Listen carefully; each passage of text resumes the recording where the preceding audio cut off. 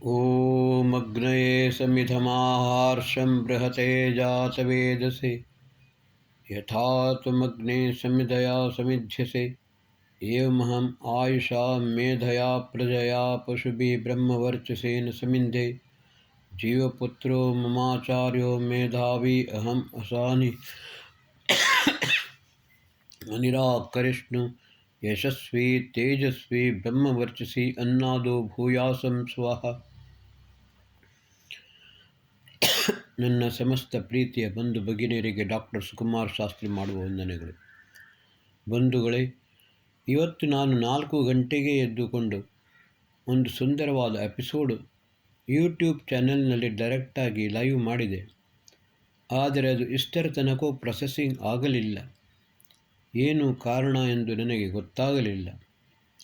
ಅದಕ್ಕೋಸ್ಕರ ಇವಾಗ ಪುನಃ ಇನ್ನೊಂದು ಮಾಡುತ್ತಿದ್ದೇನೆ. ಬಂಧುಗಳೇ, ಉಪನಯನ ಅಂತ ಹೇಳಿದರೆ ಮೊದಲನೆಯದಾಗಿ ಆಚಾರ್ಯನ ಸಮೀಪಕ್ಕೆ ಹೋಗುವಂಥದ್ದು. ಈ ಆಚಾರ್ಯನ ಸಮೀಪದಲ್ಲಿ ಹೋಗುವಾಗ ಉಪನಯನ ಸಂಸ್ಕಾರ ಹೋಗುವ ಮೊದಲೊಂದು ಉಪನಯನ ಸಂಸ್ಕಾರ ನಡೆಯುತ್ತದೆ. ಅದರಲ್ಲಿ ಯಜ್ಞೋಪವೀತ ಧಾರಣೆ ಅಂತ ಹೇಳಿದರೆ ಪಿತೃಋಣ, ಋಷಿಋಣ, ದೇವಋಣ, ಈ ತ್ರಿವಿಧ ಋಣದಿಂದ ಮುಕ್ತನಾಗುವಂಥದ್ದು. ಎರಡನೆಯದಾಗಿ ಗಾಯತ್ರಿ ಮಂತ್ರದ ಉಪದೇಶ. ಮನುಷ್ಯನಿಗೆ ಜ್ಞಾನವು ಅತ್ಯಂತ ಮುಖ್ಯ. ಆ ಜ್ಞಾನವು ಪ್ರಾಪ್ತವಾಗಬೇಕಾದರೆ ಪರಮಾತ್ಮನ ಕೃಪೆಯಾಗಬೇಕು. ಪರಮಾತ್ಮನ ತೇಜಸ್ಸನ್ನು ಭುವಃ ಸ್ವಃ ಪ್ರಾಣಸ್ವರೂಪ, ದುಃಖ ನಿವಾರಕ, ಆನಂದ ಸ್ವರೂಪನಾದ ಪರಮಾತ್ಮನ ತೇಜಸ್ಸನ್ನು ನಮ್ಮ ಅಂತಃಕರಣದಲ್ಲಿ ಧಾರಣೆ ಮಾಡಿಕೊಂಡು ಸತ್ಕರ್ಮಗಳನ್ನೇ ಮಾಡುವಂತಹ ಒಂದು ಪ್ರವೃತ್ತಿ, ಪ್ರಯತ್ನಶೀಲತೆ, ಇದು ಗಾಯತ್ರಿ ಮಂತ್ರದ ಮಹತ್ವ. ಧಿಯೋ ಯೋ ನಃ ಪ್ರಚೋದಯಾತ್. ಪರಮಾತ್ಮ ನನ್ನ ಬುದ್ಧಿಯನ್ನು ಯಾವಾಗಲೂ ಸತ್ಕರ್ಮದ ಕಡೆಗೆ ಪ್ರೇರೇಪಿಸುವುದು. ನನ್ನಿಂದ ಯಾವಾಗಲೂ ದುಷ್ಕರ್ಮಗಳು ಆಗದೇ ಇರಲಿ. ಇದು ಒಂದು ಪ್ರಾರ್ಥನೆ. ಆಮೇಲೆ ಒಂದು ಪ್ರತಿಜ್ಞೆ. ಅಗ್ನೇ ವ್ರತಪತೆ ವ್ರತಂ ಚರಿಷ್ಯಾಮಿ ತತ್ತೇ ಪ್ರಬ್ರವೀಮಿ ತಚ್ಛಕೇಯಂ ತೇನ ಹೃಧ್ಯಾಸಂ ಇದಮಹಂ ಅನೃತಾತ್ ಸತ್ಯಂ ಉಪೈಮಿ. ಅಗ್ನಿ, ಸೂರ್ಯ, ಚಂದ್ರ, ವಾಯು ಮತ್ತು ಪರಮಾತ್ಮನನ್ನು ಸಾಕ್ಷಾತ್ಕಾರ ಒಂದು ಸಾಕ್ಷಿಯನ್ನಾಗಿ ಮಾಡಿಕೊಂಡು ಇಂದಿನಿಂದ ಅಸತ್ಯಾಚರಣೆಯನ್ನು ಬಿಟ್ಟು ಸತ್ಯಾಚರಣೆಯನ್ನೇ ಮಾಡುತ್ತೇನೆ. ಬ್ರಹ್ಮಚರ್ಯ ವ್ರತದ ಪಾಲನೆಯನ್ನು ಮಾಡುತ್ತೇನೆ. ಆಚಾರ್ಯನ ಅಧೀನದಲ್ಲಿ ಇದ್ದುಕೊಂಡು ಸಂಪೂರ್ಣ ಜ್ಞಾನವನ್ನು ಪ್ರಾಪ್ತ ಮಾಡಿಕೊಳ್ಳುತ್ತೇನೆ ಎಂಬ ಒಂದು ಸಂಕಲ್ಪ. ಆಮೇಲೆ ಇದರಲ್ಲಿ ನಡೆಯುವಂಥ ಒಂದು ಮುಖ್ಯವಾದ ವಿಶೇಷ ಏನು ಅಂತ ಹೇಳಿದರೆ ತ್ರಿಸಮಿಧಾಧಾನ.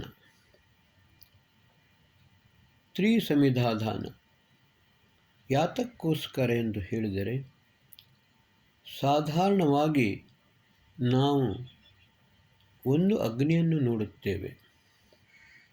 ಯಥಾರ್ಥ ರೂಪದಲ್ಲಿ ಅಲ್ಲಿ 3 ಅಗ್ನಿ ಇರುತ್ತದೆ. ಒಂದು ಯಜ್ಞಾಗ್ನಿ, ಎರಡನೇದು ಆಚಾರ್ಯ. ಅಹಂ ಆಚಾರ್ಯಸ್ತವ ಅಗ್ನಿರಾಚಾರ್ಯಸ್ತವ ಎಂದು ಆಚಾರ್ಯನು ಹೇಳುತ್ತಾನೆ. ಮೂರನೆಯದು ಪರಮಾತ್ಮ. ಶಿಷ್ಯನಾದವನು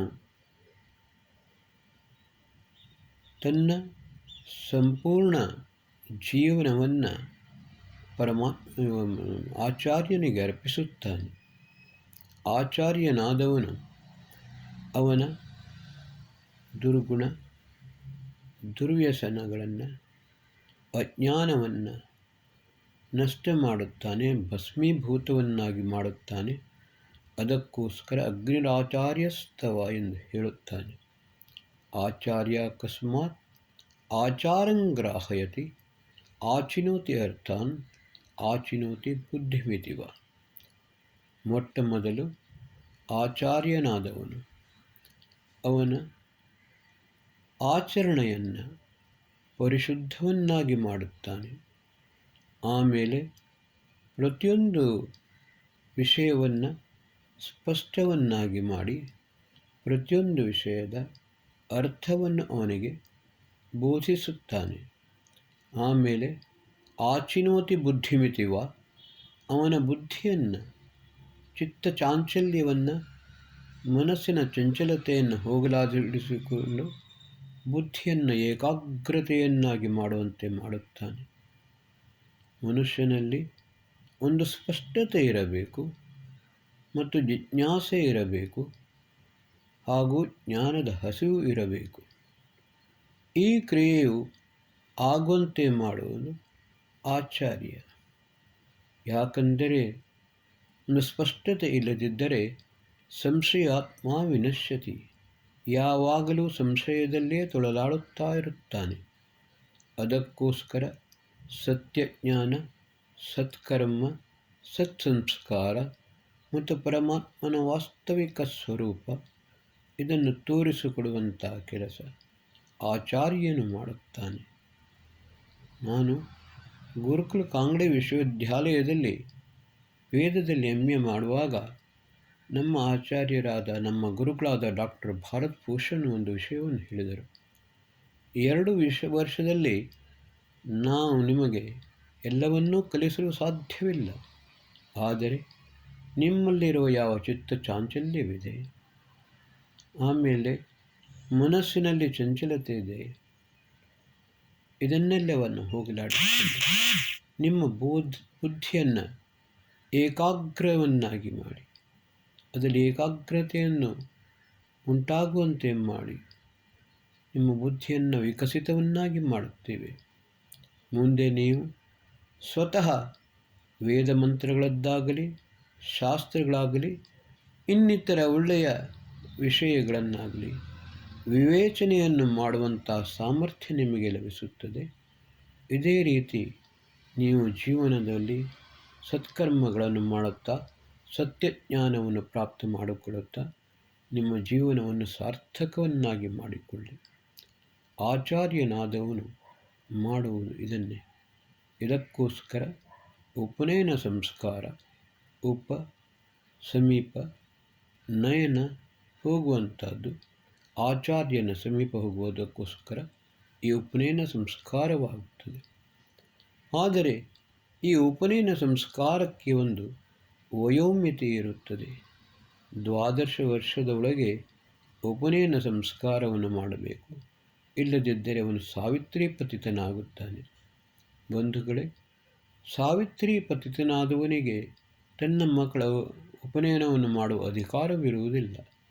ಅದಕ್ಕೋಸ್ಕರ ಅವನು ನೇರವಾಗಿ ಆಚಾರ್ಯನ ಹತ್ತಿರ ಕರೆದುಕೊಂಡು ಹೋಗಿ ಯಾವ ಕಾರಣದಿಂದ ತಾನು ಉಪನಯನ ಸಂಸ್ಕಾರವನ್ನು ಮಾಡಲು ಸಾಧ್ಯವಾಗಲಿಲ್ಲ ಎಂದು ಹೇಳಿಕೊಂಡು ಅವನ ಹತ್ರ ನಿವೇದನೆಯನ್ನು ಮಾಡುತ್ತಾನೆ. ಆವಾಗ ಆಚಾರ್ಯನೇ ಸ್ವತಃ ಉಪನಯನ ಸಂಸ್ಕಾರವನ್ನು ಮಾಡಿ ಆಮೇಲೆ ಒಂದು ಪ್ರಾಯಶ್ಚಿತ್ತ ವಿಧಿಯನ್ನು ಮಾಡುತ್ತಾನೆ. ಇದರಿಂದಾಗಿ ಮುಂದಿನ ಮಕ್ಕಳಿಗೆ ಉಪನಯನ ಸಂಸ್ಕಾರ ಮಾಡುವ ಅಧಿಕಾರ ತಂದೆಗೆ ಪ್ರಾಪ್ತವಾಗುತ್ತದೆ. ಆದರೆ ಇನ್ನೊಂದು ವಿಷಯ, ಉಪನಯನ ಏನಂತೂ ಹೇಳಿದರೆ ಅಂತಶ್ಚಕ್ಷು, ಜ್ಞಾನಚಕ್ಷು. ಈ ಚಕ್ಷುವನ್ನು ತೆರೆಯುವ ಕೆಲಸ ಸರಿಯಾದ ನಿಜವಾದ ಗುರು ಮಾತ್ರ ಮಾಡಲು ಸಾಧ್ಯ. ಎಷ್ಟರ ತನಕ ನಿಜವಾದ ಗುರು ನಮಗೆ ಸಿಗುವುದಿಲ್ಲ, ಯಾರಿಗೂ ಸಿಗುವುದಿಲ್ಲ, ಅಷ್ಟರ ತನಕ ಅವನ ಅಂತಶ್ಚಕ್ಷು, ಜ್ಞಾನಚಕ್ಷು ತೆರೆಯಲು ಸಾಧ್ಯವಿಲ್ಲ. ಅವನು ಸರಿಯಾದ ಸತ್ಯಜ್ಞಾನ ಅದರ ಅರಿವು ಆಗುವುದಿಲ್ಲ. ಮಹರ್ಷಿ ದಯಾನಂದ ಸರಸ್ವತಿಯವರು 36ನೇ ವಯಸ್ಸಿನಲ್ಲಿ ಗುರು ವಿರಜಾನಂದರ ಮಥುರಾ ನಗರಿಯಲ್ಲಿ ಗುರು ವಿರಜಾನಂದರ ಕದವನ್ನು ತಟ್ಟಿದಾಗ ವಿರಜಾನಂದರು ಒಂದು ಪ್ರಶ್ನೆ ಕೇಳಿದರು, ಯಾರು ನೀನು, ಏತಕ್ಕೋಸ್ಕರ ಬಂದೆ? ಆವಾಗ ದಯಾನಂದ ಸರಸ್ವತಿಯವರು ಒಂದೇ ಮಾತನ್ನು ಹೇಳಿದರು, ಗುರುವರಿಯ, ಇದನ್ನೇ ತಿಳಿಯಲು ನಿಮ್ಮ ಹತ್ತಿರ ಬಂದಿದ್ದೇನೆ. ಆವಾಗ ವಿರಜಾನಂದರು, ದಯಾನಂದ, ನೀನು ಏನನ್ನು ಕಲಿತೆ? ದಯಾನಂದರು ತನ್ನ ಜೀವನದಲ್ಲಿ ಏನನ್ನು ಕಲಿತರೋ ಅದೆಲ್ಲವನ್ನೂ ತಿಳಿಸಿದರು. ಆವಾಗ ವಿರಜಾನಂದರು ಹೇಳಿದರು, ಮೊದಲು ಇದನ್ನು ನೀನು ವಿಸರ್ಜನೆ ನರ್ಮದಾ ನದಿ ಯಮುನಾ ನದಿಯಲ್ಲಿ ವಿಸರ್ಜನೆ ಮಾಡಿಕೊಂಡು ಬಾ. ಏಕೆಂದರೆ ಇದೆಲ್ಲವೂ ಅನಾರ್ಷ ಗ್ರಂಥಗಳು, ನಿನ್ನ ಬುದ್ಧಿಯನ್ನು ಭ್ರಮಣೆ ಮಾಡುವಂಥದ್ದು, ಬುದ್ಧಿಭ್ರಮೆಯನ್ನು ಮಾಡುವಂಥವುಗಳು. ಸತ್ಯಜ್ಞಾನವನ್ನು ಪಡೆಯಬೇಕಾದರೆ ಅದನ್ನು ವಿಸರ್ಜನೆ ಮಾಡಿಕೊಂಡು ಬಾ ಎಂದು ಹೇಳಿದರು. ಆಮೇಲೆ ದಯಾನಂದ ಸರಸ್ವತಿಯವರು ಗುರು ವಿರಜಾನಂದರ ಹತ್ತಿರ ಇದ್ದುಕೊಂಡು ವೇದಜ್ಞಾನವನ್ನು, ಸತ್ಯಜ್ಞಾನವನ್ನು ಪ್ರಾಪ್ತ ಮಾಡಿಕೊಂಡು ಈ ಸಂಪೂರ್ಣ ಸಂಸಾರದಲ್ಲಿ, ಪ್ರಪಂಚದಲ್ಲಿ ವೇದ ಜ್ಯೋತಿಯನ್ನು ಬೆಳಗುವಂತೆ ಮಾಡಿದರು. ಇದೇ ರೀತಿ ಸನತ್ ಕುಮಾರ 36ನೇ ನಾರದ 36ನೇ ವಯಸ್ಸಿನಲ್ಲಿ ಸನತ್ ಕುಮಾರರ ಹತ್ತಿರ ಹೋಗುತ್ತಾನೆ. ಆವಾಗ ಸನತ್ ಕುಮಾರರು ಕೇಳುತ್ತಾರೆ, ನಾರದ, ನೀನು ಏನನ್ನು ಕಲಿತೆ? ಆವಾಗ ಉದ್ದವಾದ ಪಟ್ಟಿಯನ್ನೇ ಕೊಡುತ್ತಾನೆ. ಏಕೆಂದರೆ ನಾರದ ಅಷ್ಟರೊಳಗೆ ವೇದಾಧ್ಯಯನವನ್ನು, ಉಪನಿಷತ್ತನ್ನು, ಶಾಸ್ತ್ರಗಳನ್ನು ಎಲ್ಲವನ್ನೂ ಕಲಿತಿದ್ದ. ಆದರೆ ನಾರದನ ಪರಿಸ್ಥಿತಿ ಏನು ಇತ್ತು ಅಂತ ಹೇಳಿದರೆ, ಇವತ್ತಿನ ದಿವಸ ಬುದ್ಧಿಜೀವಿ ಹಾಗೆ, ಸೋ ಕಾಲ್ಡ್ ಇಂಟೆಲೆಕ್ಚುವಲ್. ಇದನ್ನು ಅರ್ಥ ಮಾಡಿಕೊಂಡರು ಸನತ್ ಕುಮಾರರು. ಆವಾಗ ಸನತ್ ಕುಮಾರ ಹೇಳಿದರು, ನಾರದ, ನೀನು ಕೇವಲ ಶಬ್ದವನ್ನು ಮಾತ್ರ ತಿಳಿದುಕೊಂಡಿದ್ದೀಯ. ವಾಸ್ತವಿಕ ಜ್ಞಾನ, ಆತ್ಮಜ್ಞಾನ, ಬ್ರಹ್ಮಜ್ಞಾನ ನಿನಗೆ ಪ್ರಾಪ್ತವಾಗಲಿಲ್ಲ. ಆವಾಗ ಸನತ್ ಕುಮಾರರು ನಾರದನಿಗೆ ಭೂಮಾವಿದ್ಯೆಯನ್ನು ಕಲಿಸಿದರು. ಅಣಿಮ, ಗರಿಮ, ಲಗಿಮ, ಮಹಿಮ, ಈಶಿತ್ವ, ವಶಿತ್ವ, ಪ್ರಾಪ್ತ, ಪ್ರಕಾಮ್ಯ ಎಲ್ಲ ಸಿದ್ಧಿಯು ಪ್ರಾಪ್ತವಾಗುವಂತೆ ಮಾಡಿದರು. ಆದರೆ ಸನತ್ ಕುಮಾರರು ಮಾಡಿದ ವಿಷಯವೇನು ಅಂತ ಹೇಳಿದರೆ, ಪರಮಾಣುವಿನಿಂದ ಹಿಡಿದು ಪರಮಾತ್ಮನ ತನಕ ಸಮಗ್ರ ಜ್ಞಾನವನ್ನು ಕೊಟ್ಟುಕೊಂಡು ಹೇಳಿದರು. ಇಲ್ಲಿ ಒಂದು ವಿಷಯ ಬರುತ್ತದೆ, ಸಾಂಖ್ಯ ಬ್ರಾಹ್ಮಣ ಮತ್ತು ಷಡ್ವಿಂಶ ಬ್ರಾಹ್ಮಣ. ಷಡ್ವಿಂಶ ಬ್ರಾಹ್ಮಣದಲ್ಲಿ ನಾರದನಿಗೆ ನೀನು ಸೂಕ್ಷ್ಮನಾಗು ಎಂದು ಸನತ್ ಕುಮಾರರು ಹೇಳಿದ್ದಾರೆ ಎಂದು ಹೇಳಿದರು. ಆದರೆ ಸಾಂಖ್ಯ ಬ್ರಾಹ್ಮಣದಲ್ಲಿ ನಾರದ ನೀನು ಶೂನ್ಯನಾಗು ಅಂತ. ಎಂದರೆ ಮನುಷ್ಯನು ತನ್ನ ಅಸ್ತಿತ್ವವನ್ನು ಸರಿಯಾಗಿ ಅರ್ಥ ಮಾಡಿಕೊಳ್ಳಬೇಕಾದರೆ, ಅಣುರೇಣು ತೃಣಕಾಷ್ಟದಲ್ಲಿರುವ ಪರಮಾತ್ಮನ ಅಸ್ತಿತ್ವವನ್ನು ತಿಳಿದುಕೊಳ್ಳಬೇಕಾದರೆ ಅವನು ಶೂನ್ಯನಾಗಬೇಕು. ಅಹಂ ವಾಗ ತ್ವಂ ಸ್ಯಾಮ ತ್ವಂ ವಾಗ ಅಹಂ ಸ್ಯು ಸತ್ಯಾಸಂತು ತವಾಶಿಷ. ಯಾವುದೇ ರೀತಿಯ ದುರಭಿಮಾನವಿಲ್ಲವಿಲ್ಲ. ಪರಮಾತ್ಮ, ನಾನು ಇದ್ದೇನೆ, ನೀನು ಇದ್ದೀಯ, ಆದರೆ ನಿನ್ನಿಂದಲೇ ನಾನು ಇದ್ದೇನೆ ವಿನಃ ನನ್ನ ಅಸ್ತಿತ್ವ ಬೇರೆ ಏನೂ ಇಲ್ಲ. ನಾನು ಎಂಬುದು ಹೋಗಿ ನೀನಾಗಿ ನಿನ್ನಿಂದಲೇ ನಾನು ಎಂದು ಸತ್ಯದ ಅರಿವು ಯಾವಾಗ ನನಗೆ ಆಗುತ್ತದೆಯೋ ಆವಾಗಲೇ ನಿನ್ನ ಆಶೀರ್ವಾದ ಸಾರ್ಥಕವಾಗುತ್ತದೆ. ಇದನ್ನೇ ಅರಿತುಕೊಂಡ ನಂತರ ನಾರದ ದೇವರ್ಷಿಯಾದ. ಮೂರನೆಯದಾಗಿ ಶ್ರೀಕೃಷ್ಣ 36ನೇ ವಯಸ್ಸಿನಲ್ಲಿ ಘೋರ ಆಂಗಿರಸ ಋಷಿಯ ಆಶ್ರಮಕ್ಕೆ ಹೋದ. ಘೋರ ಆಂಗಿರಸ ಋಷಿಯ ಆಶ್ರಮದಲ್ಲಿ 12 ವರ್ಷಗಳಷ್ಟು ಕಾಲ ಇದ್ದುಕೊಂಡು ಸಂಪೂರ್ಣ ಯೋಗ ಮತ್ತು ವೇದಜ್ಞಾನ, ವಿಶೇಷವಾಗಿ ಸಾಮವೇದದ ಜ್ಞಾನವನ್ನು ಪ್ರಾಪ್ತ ಮಾಡಿಕೊಂಡ ಶ್ರೀಕೃಷ್ಣ ಘೋರ ಆಂಗಿರಸ ಋಷಿ ಬಾಲ್ಯಕಾಲದಲ್ಲಿಯೇ ಆಂಗಿರಸ ಬಹಳ ಮೇಧಾವಿಯಾಗಿದ್ದ. ಗುರುಕುಲದಿಂದ ಬಂದ ಆಂಗಿರಸನನ್ನು ಗ್ರಾಮಸ್ಥರು ಪ್ರವಚನ ಮಾಡಲು ವಿನಂತಿಸಿದರು. ಆವಾಗ ಆಂಗಿರಸ ವತ್ಸ ಎಂದು ಹೇಳಿದ. ಗ್ರಾಮಸ್ಥರಿಗೆ ಆಶ್ಚರ್ಯವಾಯಿತು, ಆದರೆ ಏನನ್ನು ಹೇಳಲಿಲ್ಲ. ಆಮೇಲೆ ಆಚಾರ್ಯನ ಹತ್ರ ಹೋಗಿ ಹೇಳಿದರು, ಆಚಾರ್ಯರೇ, ಇದನ್ನೇ ನೀವು ಕಲಿಸಿದ್ದೀರಾ?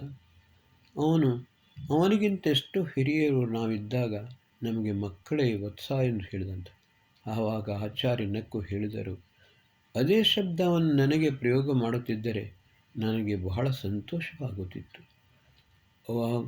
ಬಾಲಕ ಆಂಗಿರಸ ಎಷ್ಟೋ ಉನ್ನತ ಸ್ಥಾನದಲ್ಲಿ ಹುಟ್ಟಿದ್ದಾನೆ, ಆ ಉನ್ನತ ಸ್ಥಾನವನ್ನು ಪ್ರಾಪ್ತ ಮಾಡಿಕೊಂಡಿದ್ದಾನೆ. ಅದೇ ಆಂಗಿರಸ ಆಮೇಲೆ ಋಗ್ವೇದದ ದಶಮಮಂಡಲದ ಕೆಲವು ಸೂಕ್ತಗಳನ್ನು ಸಾಕ್ಷಾತ್ಕಾರ ಮಾಡಿಕೊಂಡ.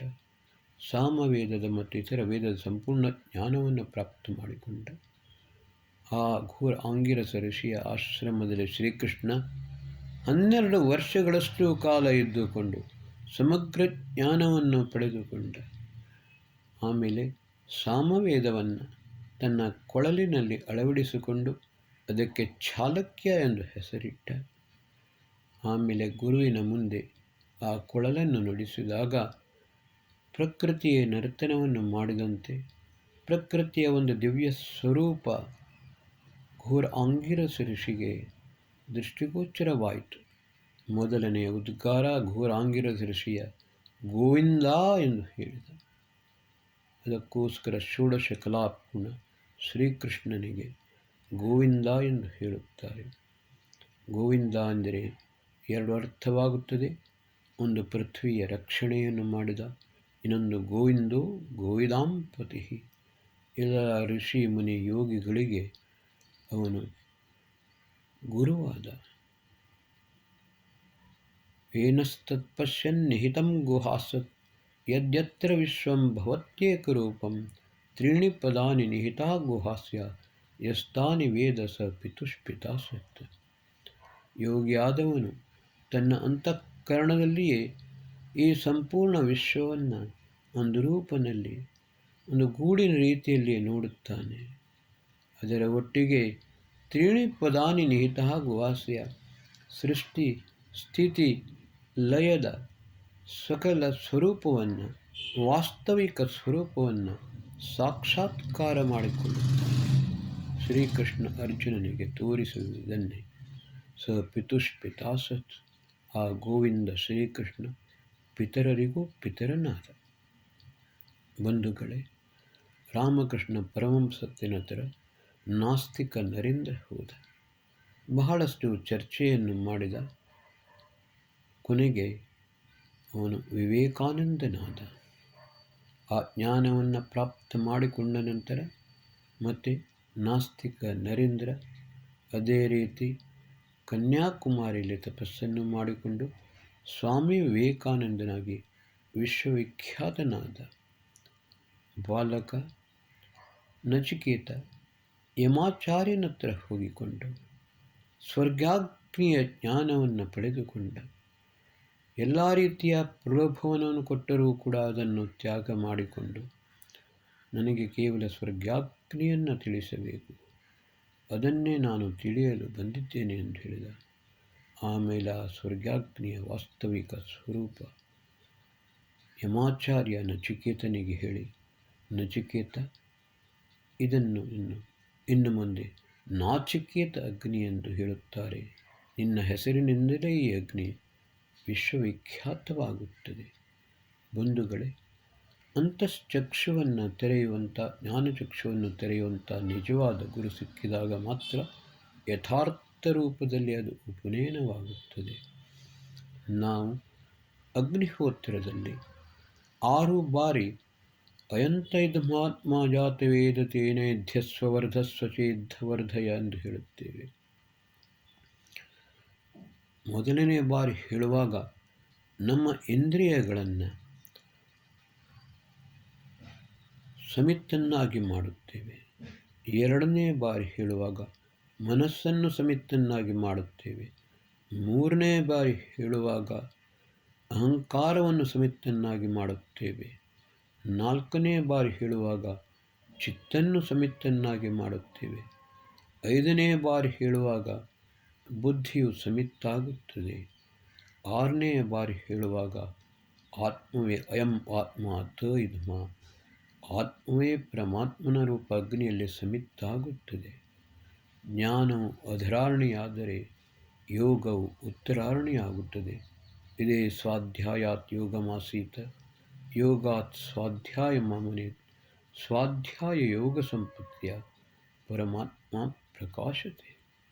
ಯಥಾರ್ಥ ರೂಪದಲ್ಲಿ ಸತ್ಯವಾದ ನಿಜವಾದ ಜ್ಞಾನವನ್ನು ಕೊಡುವ ಅಂತಃಕರಣದಲ್ಲಿ ಆ ಜ್ಞಾನ ಜ್ಯೋತಿಯನ್ನು ಪ್ರಜ್ವಲಿಸುವಂತೆ ಮಾಡಿಕೊಂಡು ಪರಾಜ್ಞೆಯಲ್ಲಿ ಪರಮಾತ್ಮನ ಸಾಕ್ಷಾತ್ಕಾರ ಆತ್ಮಜ್ಞಾನವನ್ನು ಕೊಟ್ಟು ಪರಮಾತ್ಮನ ಸಾಕ್ಷಾತ್ಕಾರವಾಗುವಂತೆ ಮಾಡುವ ಗುರುವು ಸಿಕ್ಕಿದಾಗ ಮಾತ್ರ ಅದು ಯಥಾರ್ಥ ರೂಪದಲ್ಲಿ ಉಪನಯನವಾಗುತ್ತದೆ.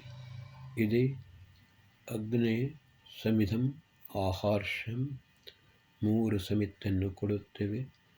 ಒಂದು ಯಜ್ಞಾಗ್ನಿ, ಎರಡನೆಯದು ಆಚಾರ್ಯ, ಮೂರನೆಯದು ಪರಮಾತ್ಮ.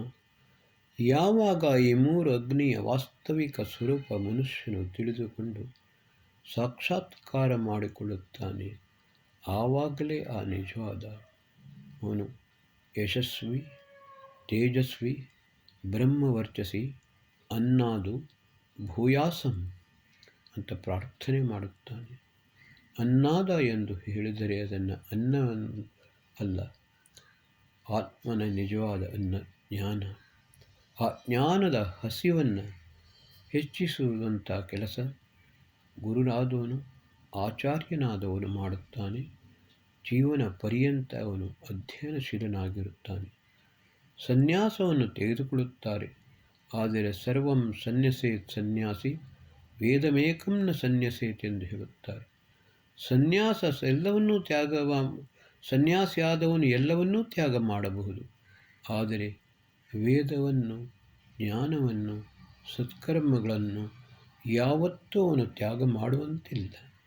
ಅದನ್ನು ತ್ಯಾಗ ಮಾಡಿದರೆ ಸನ್ಯಾಸವನ್ನು ಬಿಡಿ ಮನುಷ್ಯನೂ ಕೂಡ ಎನಿಸಿಕೊಳ್ಳುವುದಿಲ್ಲ. ಆದ ಕಾರಣ ಈ ಉಪನಯನ ಸಂಸ್ಕಾರದ ವಾಸ್ತವಿಕ ಸ್ವರೂಪವನ್ನು ನಾವು ಅರಿತುಕೊಂಡು ಮಾನವ ಜೀವನವನ್ನು ಸಾರ್ಥಕ ಮಾಡಿಕೊಳ್ಳಬೇಕು. ಓಂ ಶಾಂತಿ.